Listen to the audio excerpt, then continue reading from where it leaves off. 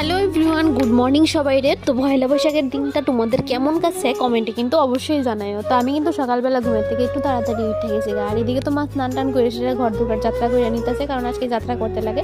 তো ভাইয়ের সকাল সকাল গিয়ে সেটা কিন্তু বাজার করে নিয়ে এসে, ভালো মন্দ তো সবাই আজকে খায়। তো এদিকে একটু মারে হেল্প করে দিতাম আসলাম। আর জানো তো মানে এত পরিমাণে গরম লাগতেছিল, তো ভাইয়ের ঘরের মধ্যে রসনার প্যাকেট এনে রাখছিল।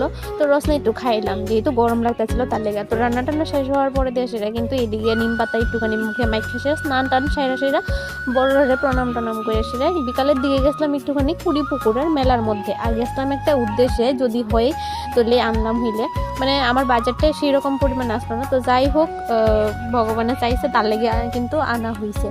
তো মেলার মধ্যে গিয়া সেরা কিন্তু আগে মন্দিরের মধ্যে প্রণাম টনাম কইরা সেরা, তো এইদিকে প্রসাদ টসাদ লইয়া টইয়া সেরা কিন্তু মেলার মধ্যে একটুখানি ঘুরতে গেলাম গা।